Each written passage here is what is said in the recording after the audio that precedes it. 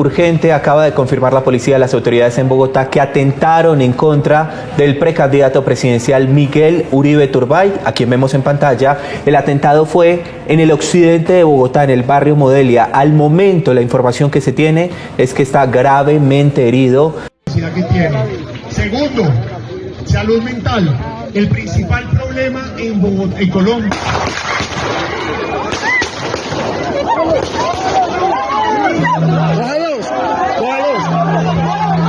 Un lamentable atentado se ha vivido en Colombia. Le han intentado quitar la vida a un candidato presidencial, a Miguel Uribe. Y esto nos hace recordar los tiempos del patrón del mal, de Escobar. Colombia enfrenta una escalada de violencia que ha alcanzado niveles alarmantes, y un reciente atentado contra el senador y candidato Miguel Uribe es una muestra devastadora de esta realidad. Según publicaciones en redes sociales, se ha denunciado un intento de asesinato contra Uribe, atribuido por algunos al ambiente de polarización y estigmatización promovido por el gobierno de Gustavo Petro. Este incidente no es un hecho aislado, sino un reflejo de la grave situación de inseguridad que azota al país, agravada por políticas que, lejos de combatir el crimen, parecen favorecer a los delincuentes. Bajo la administración de Petro, se han implementado medidas controvertidas, como la propuesta de pagar sueldos a criminales para que dejen de delinquir, una estrategia que ha sido criticada por su aparente lenidad hacia grupos armados y su incapacidad para garantizar la seguridad ciudadana. Según Miguel Uribe, el país ha retrocedido a niveles de violencia que se creían superados, con más del 30% del territorio colombiano bajo el control de grupos criminales, más de 130 masacres con 450 víctimas y el asesinato de más de 200 líderes sociales durante este gobierno. Estas cifras revelan un panorama desolador, donde la política de paz total parece traducirse en impunidad para guerrillas y narcotraficantes. Críticos como Uribe han señalado que el gobierno ha negociado con criminales, indultando a delincuentes y priorizando contratos millonarios. Es inevitable para nosotros recordar las palabras del presidente de este país, un presidente que ha sido muy crítico con las políticas fuertes en contra de los criminales en El Salvador. Ha sido crítico con las políticas del presidente Bukele. Él decía que en El Salvador estaban instalando campos de concentración en donde encarcelaban a los pobres jóvenes. Ustedes pueden ver en redes las fotos terribles, no me puedo meter en otros países, de el campo de concentración de El Salvador, lleno de jóvenes, miles y miles encarcelados, que le da a uno escalofríos. Yo creo que hay gente que le gusta eso, indudablemente, ver a la juventud entre las cárceles, y creen que eso es la seguridad. Y resulta que hoy en Colombia, por culpa de un presidente blando que prefiere beneficiar a los criminales, lamentablemente se están viviendo los terroríficos episodios del pasado, en donde los sicarios atentaban con la vida de aquellos señores que no comulgaban con un discurso que los beneficiara. Que tiene. Segundo, salud mental. El principal problema en Bogotá, en Colombia. También para nosotros es inevitable recordar que estas políticas blandas y a lo que nos referimos, y un gobernante que beneficia a los criminales, es a que Gustavo Petro ha implementado políticas como pagarle a los criminales para que no maten. Ese programa se va a complementar con lo que llamamos nosotros jóvenes en paz. Serán miles de jóvenes a los cuales les vamos a pagar por no matar. La pregunta es, ¿será que este señor, a este sicario, no le llegó su pago de este mes? Y es que estas políticas incoherentes, sin sentido común, de incentivar a criminales, en lugar de capturarlos y hacerlos pagar por sus daños, por sus crímenes, han sido cuestionadas constantemente desde este canal. Y hemos hecho el contraste de las políticas de Bukele, un gobernante que ha logrado limpiar su país, y las políticas de Gustavo Petro, que al parecer parece estar gobernando para los delincuentes, para beneficiarlos. Esos jóvenes no encontraban la cultura. Esos jóvenes eran los jóvenes más excluidos en los barrios de los excluidos jóvenes de Colombia. Y respondieron con violencia. Pero esa violencia no la puedo llamar terrorismo porque no es cierto. Esa es una violencia de la juventud excluida y se puede solucionar fácil. Y le dije a Noem eso, quite la exclusión. Eso fue lo que le dije al tratarlos con amor. Si los trata con violencia, responderán con violencia mayor. Amor.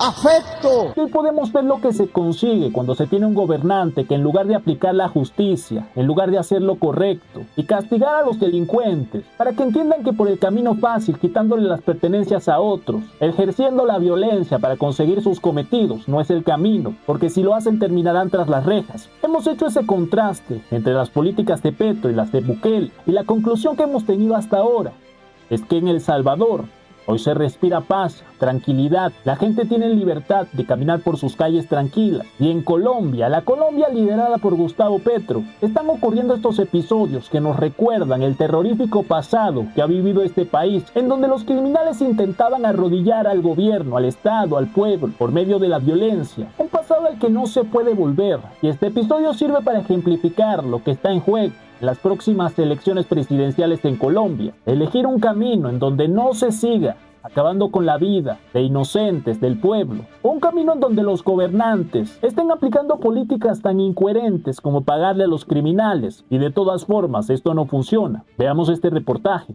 El contraste entre las políticas de seguridad de Nayib Bukele en El Salvador y las de Gustavo Petro en Colombia es un reflejo de dos enfoques opuestos frente a la delincuencia, con resultados que no podrían ser más diferentes. Mientras El Salvador ha logrado una transformación histórica en seguridad, Colombia se hunde en una ola de violencia y criminalidad, marcada por eventos como el reciente atentado contra el senador Miguel Uribe, que expone la fragilidad del país bajo el gobierno de Petro. El Salvador, mano dura y resultados concretos.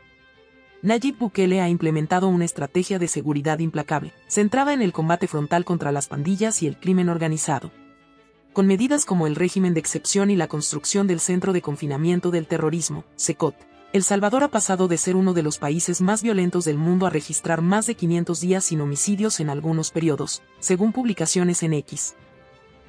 Esta política de mano dura ha desmantelado estructuras criminales como la MS-13, devolviendo la tranquilidad a las calles y logrando una aprobación popular que supera el 90%. Bukele ha priorizado la seguridad ciudadana, encarcelando a decenas de miles de delincuentes y restringiendo sus privilegios, lo que ha revertido la migración masiva y fortalecido la confianza en el Estado. Colombia, políticas incoherentes y aumento de la violencia. En contraste, las políticas de Gustavo Petro han sido criticadas por su lenidad hacia los criminales, sumiendo a Colombia en una crisis de inseguridad. Petro ha promovido la paz total, una estrategia que incluye diálogos con grupos armados y propuestas controvertidas como pagar sueldos a delincuentes para que abandonen el crimen, algo que ha sido visto como un incentivo a la impunidad. Según el senador Miguel Uribe, el país enfrenta más de 250 masacres, 230 líderes sociales asesinados, 200 firmantes de paz muertos y un control del 30% del territorio por parte de grupos criminales. El reciente atentado contra Uribe, denunciado en redes sociales, se atribuye al ambiente de polarización y estigmatización que el gobierno de Petro ha alimentado, permitiendo que la violencia se desborde.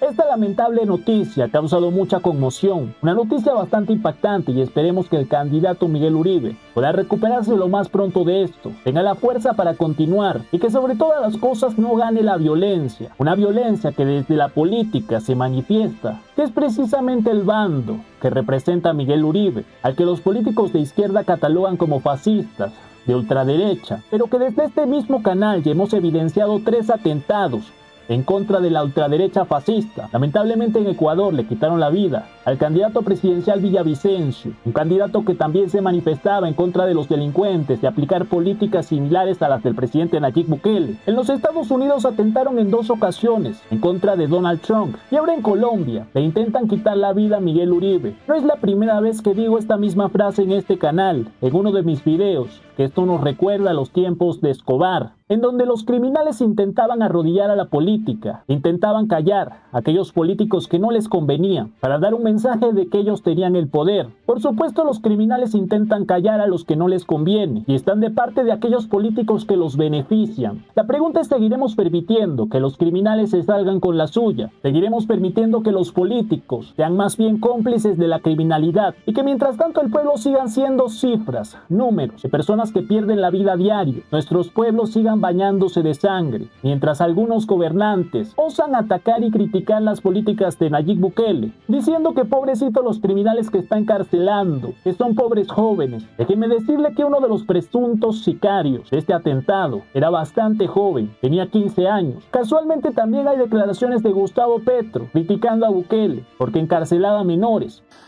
Y un señor como Bukele muy contento porque, amigo de esas tesis, abriendo las cárceles para que seres inocentes e incluso niños y niñas lleguen ahí. Por supuesto, Gustavo Petro ha salido a defender a este pobre niño inocente, aferrándose a la narrativa de que hay que defender a los pobres jóvenes.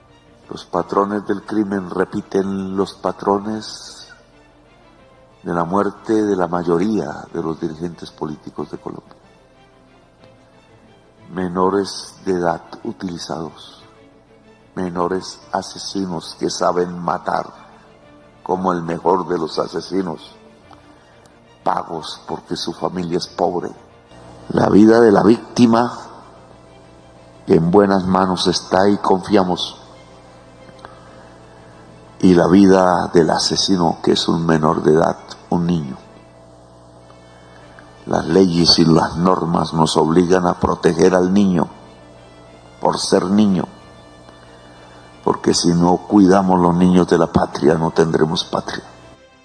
Sin importarle que estos pobres jóvenes, estos menores, son los que le están quitándole la vida a los ciudadanos colombianos. Están sirviendo como sicarios. No les importa masacrar al pueblo. Otro enorme contraste con las políticas del presidente Nayib Bukele, que ha entendido que la criminalidad utiliza a los jóvenes, a los menores, precisamente para esto, para que salgan a matar y sean impunes. En ese momento, justo a la par, será coincidencia o diseño, depende si queremos pensar en conspiración o simplemente las casualidades de la vida, empiezan a promoverse en Latinoamérica las leyes del menor infractor.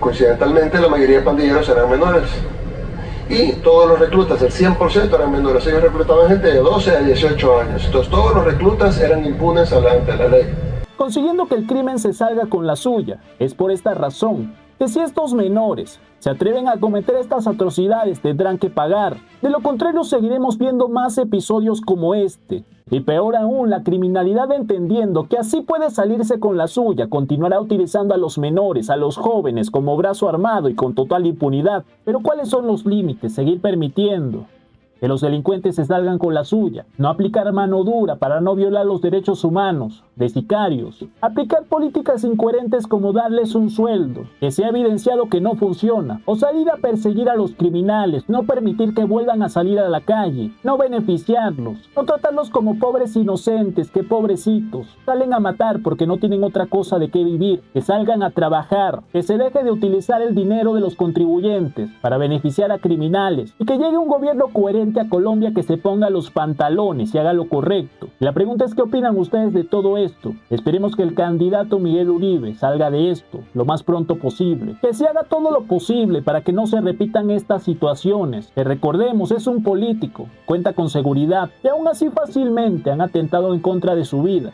¿Qué queda para los pobres colombianos, humildes, que no cuentan con seguridad, que salen todos los días a trabajar en estas calles tan peligrosas, en donde están sueltos estos criminales, estos sicarios? Ya saben, mi gente, déjenme su opinión allá abajo, dejen un comentario, ¿qué opinan? Es importante que no olviden dejar su like, dejen un comentario allá abajo de cualquier cosa, saludos, su opinión, un emoji. De esta manera estarán apoyando para que combatamos la censura de YouTube, que no le gusta recomendar este contenido. No olviden suscribirse si no están suscritos, activen las notificaciones. Yo soy Gabo y nos vemos en el próximo video.